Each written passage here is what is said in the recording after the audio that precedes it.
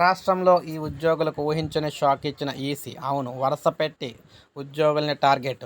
ఉద్యోగులు ఎట్టి పరిస్థితుల్లో ఏ చిన్న బాధ్యతారాహిత్యంగా ప్రవర్తించినా కూడా వారి మీద అయితే టార్గెట్ అయితే పెట్టింది ఎన్నికల కమిషన్. అందులో భాగంగా మరో కీలక నిర్ణయం అయితే తీసుకోబోతుంది. ఇప్పుడే మనకి సీఈఓ ఎదుట హాజరైన పల్నాడు, ప్రకాశం, నంద్యాల ఎస్పీలు.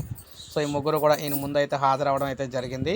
గిద్దలూరు, ఆళ్లగడ్డ నియోజకవర్గాల్లో జరిగిన రాజకీయ హత్యలు, మాచర్లలో వాహనం తగలబెట్టిన సంఘటనలను ఈసీ సీరియస్గా తీసుకుంది. ఈ 3 హింసాత్మక ఘటనలపై ఘటనలపై వ్యక్తిగతంగా హాజరై వివరణ ఇవ్వాలని చెప్పేసి ప్రకాశం, పల్నాడు, నంద్యాల జిల్లాల ఎస్పీలు పరమేశ్వర్ రెడ్డి, రవిశంకర్ రెడ్డి, కె రఘువీరారెడ్డిలను అయితే రాష్ట్ర ప్రధాన ఎన్నికల అధికారి ముఖేష్ కుమార్ మీనా ఆదేశించారు. దీంతో ముగ్గురు ఎస్పీలు గురువారం సీఈఓ మీనా ఎదుట హాజరయ్యారు.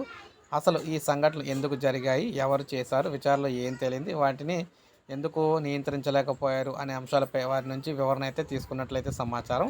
ఇచ్చిన సమాచారం ఆధారంగా తదుపరి చర్యలు తీసుకుంటామని ఇప్పటికే ముఖేష్ కుమార్ మీనా అయితే వెల్లడించారన్నమాట.